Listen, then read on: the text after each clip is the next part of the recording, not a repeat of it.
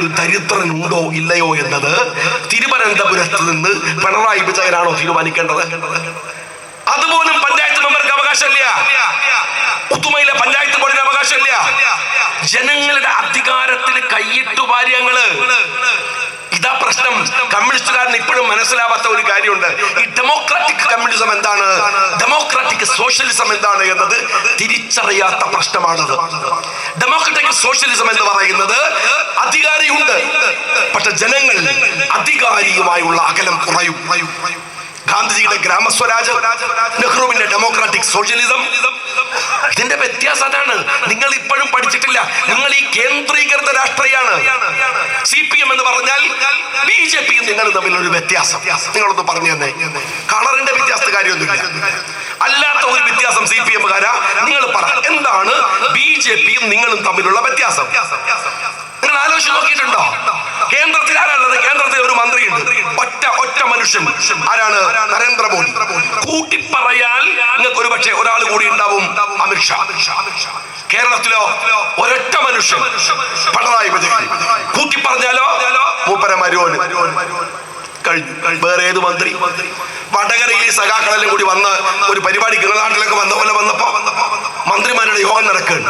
അവിടെയൊക്കെ 2 സ്ത്രീകൾ തിക്കും തിരക്കുവാക്കുന്നുണ്ട്. പോലീസ് പറഞ്ഞു പറ്റൂല, മന്ത്രിമാർക്കേ പറ്റൂ. അപ്പൊ ഉള്ളുന്ന ഒരാൾ വന്നിട്ട് പറഞ്ഞു, നിങ്ങൾ ആ തടയുടെ 2 പേര് മന്ത്രിമാരാണ്, ഒരു ചിഞ്ചുറാണി മഞ്ജുറാണി ഒക്കെ. ആർക്കറിയണേ എന്ത് ചിഞ്ചു എന്ത് മഞ്ജു? ആർക്കും അറിയില്ല. എത്ര മന്ത്രിമാരെ അറിയണോ? കേന്ദ്രത്തിൽ മോഡിയും കേരളത്തിൽ പിണറായി അല്ലാതെ വേറെ ആളില്ല. നിങ്ങൾ ഇതിനെ കേന്ദ്രീകരിപ്പിക്കുന്ന അധികാരത്തെ. ഇതാ പ്രശ്നം. നിങ്ങൾ ഞങ്ങൾ തമ്മിലുള്ള പ്രശ്നതാണ്. നിങ്ങൾ ഇതിനെ കേന്ദ്രീകരിപ്പിക്കുകയാണ്. നിങ്ങൾ രാജാവിന്റെ ഭരണത്തിൽ നിന്ന് മോചിതമായിട്ടില്ല. അത് മോദി ആയാലും പിണറായി ആയാലും ജനങ്ങൾക്ക് അധികാരം വേണ്ടേ? ജനങ്ങൾ ഇങ്ങനെ ഒരു കോമാളിയെ പോലെ മത്സരിക്കുക, വോട്ട് നേടുക, നമ്മളിങ്ങനെ പോസ്റ്റർ ഒട്ടിക്കുക, ജയിച്ചു കഴിഞ്ഞാൽ പിണറായി എന്നെ ഭരിക്കുക. പിന്നെ എന്തിനാ ഈ പഞ്ചായത്ത് ഭരണം? എന്തിനാണ്? UDF പറയുന്നു ജനങ്ങൾക്ക് അവരുടെ അവകാശത്തെ തിരിച്ചു കൊടുക്കാൻ കഴിയുന്ന രീതിയിൽ ഇതിൽ മാറ്റം ഉണ്ടാക്കും. ഉണ്ടായിരുന്നത് പോലെ രാജാവ് ഭരിക്കണ പണിയൊന്നും പറ്റൂല. CPM-കാരാ, നീയും BJPയും തമ്മിലുള്ള അകലം കുറഞ്ഞു വരികയാണ്. വളരെ കുറവ്. ഞാനിങ്ങനെ പലപ്പോഴും ആലോചിക്കാറുണ്ട്. ഓരോ കാര്യം എടുത്താൽ ഇപ്പൊ നോട്ട് നിരോധനം, അതിൽ പിന്നെ സ്റ്റേറ്റിന് വലിയ റോളൊന്നുമില്ല. എന്നാൽ GST സെൻട്രൽ ഗവൺമെന്റിന്റെ പ്രൊജക്റ്റാണ്, പദ്ധതിയാണ്. അന്ന് മൻമോഹൻ സിംഗ് അദ്ദേഹത്തിന് വളരെ സൗമ്യമായല്ലേ സംസാരിക്കുക. മൻമോഹൻ സിംഗ് പറയുന്നുണ്ട്, ഇത് അബദ്ധമാണ്, രാജ്യത്തിലെ സമ്പദ് വ്യവസ്ഥയുടെ നട്ടെല്ല് തകർക്കും. കേട്ടില്ല? ഞാനന്ന് നിയമസഭയിലുണ്ട്. കോൺഗ്രസ് BJP അല്ലാത്ത ഇന്ത്യയിലെ ഏതെങ്കിലും ഒരു സ്റ്റേറ്റ് GST സ്വീകരിച്ചിട്ടുണ്ടെങ്കിൽ അത് പിണറായി വിജയന്റെ കേരളവും തോമസ് ഐസക്കുമാണ്. ഞാനൊന്നുണ്ട്. 10 കൊല്ലം കഴിഞ്ഞു BJPക്ക് ബുദ്ധി വരാൻ. GST പിൻവലിച്ചു 2 മാസം മുമ്പ്. പിൻവലിച്ചപ്പോ തോമസ് ഐസക്ക് ഫേസ്ബുക്ക് പോസ്റ്റ് ഇട്ടു, പിൻവലിക്കരുതായിരുന്നു, രാജാവിനേക്കാൾ വലിയ രാജഭക്തിയ നിങ്ങൾക്ക്, നിങ്ങൾ പറഞ്ഞു പിൻവലിക്കരുതായിരുന്നു. ഇനി മറ്റൊന്ന് ഞാൻ ചോദിക്കട്ടെ, പെട്രോൾ വിലയുടെ വർധനവ് നമ്മളൊക്കെ മറക്കാണ്. നിങ്ങൾ ഗൂഗിളിൽ സെർച്ച് ചെയ്യും, ഇന്ന് ലോകത്ത് ബാരലിന് 55 രൂപയാണ്, $ആണ് ക്രൂഡ് ഓയിലിന് ഇന്ന്. എന്നാൽ നിങ്ങളറിയോ, നമ്മൾ പെട്രോളിന് കൊടുക്കുന്ന വില ക്രൂഡ് ഓയിലിന് വേൾഡ് മാർക്കറ്റിൽ $120 ഉള്ള വിലയാണ്. ആവട്ടെ, കൊടുക്കുകയാണ്. നിങ്ങൾ കൊടുക്കുമ്പോഴൊക്കെ ഓരോ ലിറ്ററിനും ഓരോരുത്തരി നരേന്ദ്രമോദിക്കാണ്. എന്നാൽ നിങ്ങൾ മറക്കാൻ പാടില്ല, ഈ വില കൂട്ടുന്നത് നരേന്ദ്രമോദി മാത്രമല്ല, പിണറായി വിജയനും കൂടിയാണ്. എന്താ കാര്യം എന്നറിയോ? നിങ്ങൾ കാസർഗോഡല്ലേ, മംഗലാപുരത്ത് പോ, പെട്രോൾ അടിക്ക്. 1 ലിറ്ററിന് അടിച്ചാൽ ഉദുമയിൽ നിന്ന് അടിക്കുന്നതിനേക്കാൾ 6 രൂപ 7 രൂപ 8 രൂപ കുറവാണ്. അതെങ്ങനെ കുറയണത്? കർണാടകയുടെ പ്രധാനമന്ത്രി മോഡിയല്ലേ? കർണാടകയിലെ പ്രധാനമന്ത്രി മോഡിയല്ലേ? തമിഴ്നാട്ടിൽ പോയാൽ 6 രൂപ കുറവാണ്. എന്താ കാര്യം? തമിഴ്നാടിന്റെ പ്രധാനമന്ത്രി മോദിയല്ലേ? ആണല്ലോ. മോദി കൂട്ടുമ്പോ കർണാടകം കൂട്ടില്ല, മോദി കൂട്ടുമ്പോ തമിഴ്നാട് കൂട്ടില്ല. മോദി കൂട്ടുമ്പോ അതേപോലെ കൂട്ടുന്നത് പിണറായി വിജയനാണ്, ഉമ്മൻചാണ്ടി കൂട്ടിയില്ല. നിങ്ങൾ മനസ്സിലാക്കേണ്ടത്, സെൻട്രൽ ഗവൺമെന്റ് എന്ത് പറയുന്നുവോ ഇരിക്കാൻ പറയുമ്പോ മുട്ടിലടയുന്ന മുഖ്യമന്ത്രിയാണ് കേരളത്തിലെ പിണറായി വിജയൻ. എല്ലാത്തിലും പെട്രോളിന്റെ കാര്യം അങ്ങനെ ഞാൻ പറഞ്ഞു. ഇനി പെട്രോൾ പോട്ടെ, ഏതായാലും നമ്മളെ ദുർവിധിയാണ്, നമ്മളെ തന്നെ കഴിവുകേടാണ്. ഇയാള് ഭരിക്കുകയാണ്, ശരി, അടിക്കുക, ശപിച്ചോണ്ടടിക്കുക. അങ്ങനെ അടിക്കുമ്പോഴെങ്കിലും നല്ല പെട്രോൾ കിട്ടണ്ടേ സ്നേഹമുള്ളവരെ? ഇതാ ഇവിടെ എത്ര ചെറുപ്പക്കാരുണ്ട് മോട്ടോർ ബൈക്കിലല്ലേ യാത്ര. നിങ്ങൾ ഈ മോട്ടോർ ബൈക്കിൽ അടിച്ച പെട്രോള് എടുത്തിട്ട് ഒന്ന് കൊണ്ടുപോയി ലാബിൽ വെക്ക്, ചോദിക്കുക ആ പെട്രോളിലെ 20% എത്തനോളാണ്. ഷാജി തെരഞ്ഞെടുപ്പിൽ പ്രസംഗിച്ചങ്ങ് പോയാൽ പോരാ, ഇതൊക്കെ തെരഞ്ഞെടുപ്പിന് ചട്ടം വിട്ടൊക്കെ ഉണ്ട്. വെറുതെ ഒന്നും പറയാൻ പറ്റൂല. വെറുതെ പറയാൻ പറ്റുമോ? ഇല്ലല്ലോ, തെരഞ്ഞെടുപ്പല്ലേ, ചട്ടലംഘനാവൂലേ? ഞാൻ തെളിവോട് പറയാണ്, എത്തനോളാണ്. ഒരൊറ്റ മോട്ടോർ ബൈക്കിന്റെ കമ്പനിയും പറയുന്നില്ല എത്തനോൾ പെട്രോൾ സേഫ് ആണ് എഞ്ചിന് എന്ന്. വ്യാപകമായി വണ്ടി കത്തുകയാണ്. ഇന്നലെ കോട്ടക്കലിൽ ഒരു വണ്ടി പെട്രോൾ ബങ്കിനകത്ത് ഇരുന്ന് കത്തി. അപകടകരമാണ്. ഒരൊറ്റ മോട്ടോർസ് കമ്പനി പറയുന്നില്ല ഇത് സേഫ് ആണ് എന്ന്, എഞ്ചിൻ സേഫ് അല്ല, എത്ര ലൈഫ് കിട്ടുമെന്ന് പറയുന്നില്ല. ലോകത്തെവിടെയും ഇല്ലാത്ത വില കൊടുത്തു വാങ്ങുന്ന പെട്രോളിൽ മായം കലർത്തി അതിന്റെ പൈസ അടിച്ചു മാറ്റുന്നത് ആരാന്നറിയോ? പിണറായി വിജയന്റെ കൂടി മോദിയുടെ കൂടെ അരുമ ഇഷ്ടക്കാരൻ എന്ന് പറയാവുന്ന നിതിൻ ഗഡ്കരിയുടെ മകൻ. ഏതേ CPM പറഞ്ഞോ? ഏതെങ്കിലും പൊതുയോഗത്തില് ഈ പറയുന്ന വർത്തമാനം നിങ്ങൾ കേട്ടോ? ഇല്ല. ഈ PM ശ്രീ എന്തിനാ PMC?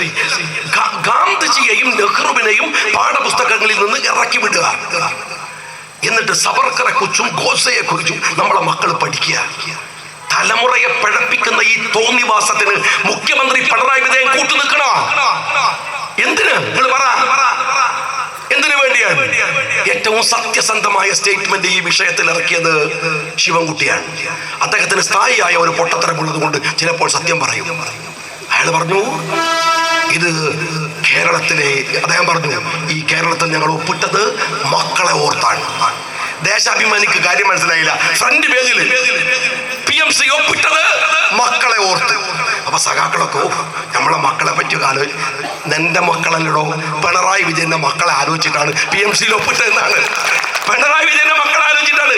ഈ ED-ക്കും അതുപോലെ തന്നെ SFIക്കും കൊടുക്കണ്ട, അതിനെ കിട്ടണമെന്ന് വിചാരിച്ചിട്ട് ഒപ്പിട്ടതാണ് ആ PMC. സെൻട്രൽ ഗവൺമെന്റിന് PMC, നിങ്ങൾക്കും ശ്രീ. വേറൊരു വലിയ ഒരു തമാശയുണ്ട്. നമ്മുടെ നാട്ടിന്റെ അവസ്ഥ ചിലപ്പോഴൊക്കെ ഇന്റർനാഷണൽ മീഡിയാസുകളൊക്കെ നമ്മൾ ഫോളോ ചെയ്യുമ്പോൾ നമുക്ക് തന്നെ ഒരു തമാശ തോന്നും.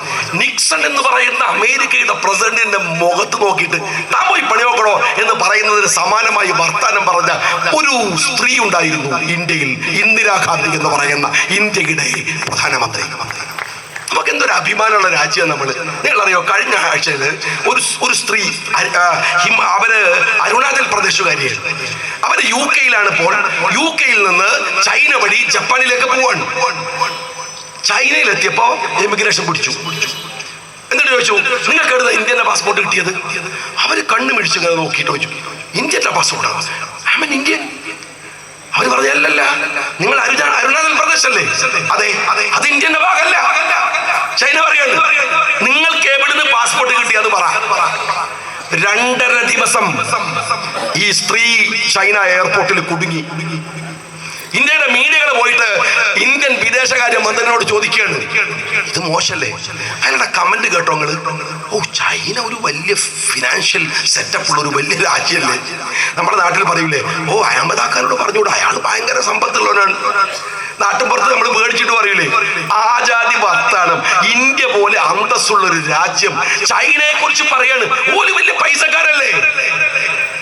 ഹിമാചൽ പ്രദേശ് എന്ന് പറയുന്ന മണ്ണില് കേരളത്തിന് തത്തുല്യമായ ഭൂമി ചൈനയുടെ കയ്യിലപ്പോ. ഞാനിത് പറഞ്ഞാൽ തെറ്റാണെങ്കിൽ രാജ്യദ്രോഹാണ് അല്ലേ? ഞാൻ പറയുന്നത് തെളിവ് വെച്ചാണ്, പോയി നോക്കുകള്. കഴിഞ്ഞ ആഴ്ചയിൽ ചൈനയിൽ ഉണ്ടായ ലോകമറിഞ്ഞ സംഭവമാണ്. അറിയോങ്ങള്? ഒരു കേന്ദ്രമാണ് ചൈനയുടെ മുമ്പിൽ മുട്ടുമറക്കുക. ഏതെങ്കിലും ഒരു CPM-കാരൻ ഇത്ര വലിയ ഭൂമി അരുണാചൽ പ്രദേശിൽ നിന്ന് ചൈന കൊണ്ടുപോയിട്ട് ഒരു വാക്ക് പറഞ്ഞോ? നിങ്ങൾക്ക് കൂറ് ചൈനയോടാണ്, നിങ്ങൾ മിണ്ടൂല. സെൻട്രൽ ഗവൺമെന്റിന് എന്താണോ അതിലെ താല്പര്യം, അതേ താല്പര്യം. ഇനി മൂന്നാമത്തെ കാര്യം ഞാൻ ചോദിക്കട്ടെ. ഇസ്ലാമോഫോബിയ ഒരു തട്ടിപ്പാണ്. അത് RSS-ന് അതൊരു അജണ്ടയാണ്. കാര്യം എന്താണ്? അവർക്ക് 80% ഹിന്ദു സഹോദരന്മാരാണ്, ഹിന്ദുക്കളാണ്. അപ്പൊ ഈ ഹിന്ദുക്കളെ വോട്ടുകൾ കിട്ടാവുന്നത് എന്ത് വിരോധം ആർക്കതിനെ പറയാം, പ്രചരിപ്പിക്കാം? ഗാന്ധിജിയെ കഴിഞ്ഞുള്ള ഹിന്ദു ഒന്നും ഇന്ത്യ രാജ്യത്തില്ല. ഗാന്ധിജി അദ്ദേഹത്തിന്റെ കാഴ്ചപ്പാടുകൾ നമുക്കറിയാം. എന്നാൽ ഇത് RSS അജണ്ടയാണ്, ഇസ്ലാമോഫോബിയ അവർ പറയും.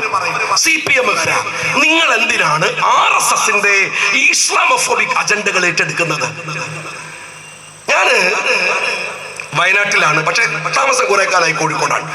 കണ്ണൂരിൽ മത്സരിക്കാൻ വേണ്ടി വരുമ്പോ P. ജയരാജൻ എനിക്കെതിരെ നടത്തിയ സ്റ്റേറ്റ്മെന്റ് എന്താ അറിയോ? ചുരമിറങ്ങി വരുന്ന താലിബാൻ. ഈ താലിബാൻ എന്ന് പറയുന്നത് അന്താരാഷ്ട്ര തലത്തിൽ അമേരിക്ക ഉണ്ടാക്കിയ ഒരു ഇസ്ലാമോഫോബിക് ടേമാണ്. അത് ഇന്ത്യയിൽ RSS വിളിക്കുന്ന ഒരു മുദ്രാവാക്യമാണ്. കഴിഞ്ഞ 2 ആഴ്ച മുമ്പ് ഒരു ചാനലിൽ ഒരു മുസ്ലിം അവതാരകനോട് CPM-ന്റെ അഡ്വക്കേറ്റ് അനിലോ സുനിലോ അവരുടെ നേതാവ് അയാളെ മുഖത്ത് നോക്കിയിട്ട് പറയാണ്, നീ ഒരു താലിബാനാണ്. എന്റെ CPM-കാരൻ, നിങ്ങൾക്ക് ഇത് എന്താ സംഭവിച്ചത്? നിങ്ങൾ ഈ പുതിയ തമാശ ഒന്നും അറിയണില്ലേ? ഒന്നാമത് നിങ്ങൾ പത്രമൊക്കെ വായിക്കുക, ദേശാഭിമാനിയും കൈരളിയും മാത്രമൊക്കെ കണ്ടിരിക്കാതെ കുട്ടികൾക്കൊക്കെ ഭയങ്കര വിവരമാണ്. ഇപ്പോ അവിടെ നിന്ന് വായിക്കാൻ നോക്ക്. നിങ്ങൾ വിവരം അറിയില്ല. ഇപ്പൊ ഈ കഴിഞ്ഞ 1 മാസം മുമ്പ് ഇന്ത്യയിലേക്ക് ഒരു താടിക്കാരൻ വന്നു. ഒരു താടിക്കാരൻ സ്വീകരിച്ചത് നരേന്ദ്രമോദിയാണ്. വന്നത് അഫ്ഗാൻ. അയാൾ മന്ത്രിയാണ്, താലിബാന്റെ മന്ത്രിയാണ്. അഫ്ഗാൻ ഭരിക്കുന്നത് ഇപ്പൊ താലിബാനാണ്. കഴിഞ്ഞ ഒരു മാസം മുമ്പ് അമേരിക്ക താലിബാനോട് പറഞ്ഞു, ഞങ്ങൾക്കൊരു പോസ്റ്റ് തരുമോ? താലിബാൻ പറഞ്ഞു, പോയി പണി നോക്ക്. കൊടുത്തില്ല. മോദി ഇപ്പൊ താലിബാനുമായിട്ട് ഭയങ്കര ലോകത്തിൽ. ആരുമായിട്ട്? RSSകാരാ, താലിബാനുമായിട്ട്. ഈ മനുഷ്യൻ എയർപോർട്ടിൽ വന്ന ഫോട്ടോകളൊന്ന് കാണണം. ഇതാ മായിൻസിലൂടെ. മായിൻസ് ജില്ലാ മുസ്ലിം ലീഗിന്റെ പ്രസിഡന്റാണ്. ഞാൻ കോൺഗ്രസ്സുകാരുണ്ട്, ആരെ പറയില്ല. ഞാൻ ലീഗിന്റെ സംസ്ഥാന സെക്രട്ടറിയാണ്. നമുക്ക് താടി പിടിച്ചാൽ കിട്ടുമോ? എന്നാൽ ഈ ചങ്ങായിന്റെ താടി മുട്ടുവരെയാണ്. ഒരു കോലം. ഇയാള് വന്നിട്ട് മോഡിയോട് പറയാണ്, പത്രസമ്മേളനത്തിൽ ഒറ്റ സ്ത്രീ ഇരിക്കാൻ പാടില്ല. എടോ BJP-കാരൻ, എന്നെ ഉളുപ്പില്ലാത്ത ഈ പ്രധാനമന്ത്രി ഈ താലിബാൻ ഫണ്ടമെന്റലിന് വേണ്ടി അവിടെ പത്രസമ്മേളനം വിളിച്ചിട്ട് അവിടെ ഒറ്റ സ്ത്രീയെ ഉൾപ്പെടുത്തിയില്ല. അറിയാം, നിങ്ങൾ താലിബാന്റെ മുമ്പിൽ സുക്കൂത്താണ്. എന്നിട്ട് ഇവിടുത്തെ മുസ്ലിങ്ങളെ, സെക്കുലറായ കേരളത്തിലെ ഇന്ത്യയിലെ മുസ്ലിങ്ങളെ നോക്കിയിട്ട് ഈ RSSകാരനും CPM-കാരനും താലിബാൻ എന്ന് വിളിക്കുക. എന്തൊരു അസംബന്ധമാണ് നിങ്ങൾ ചെയ്യുന്നത് എന്ന് ഒരു സാമാന്യ ബോധം നിങ്ങൾക്ക് ഉണ്ടാവേണ്ടത്.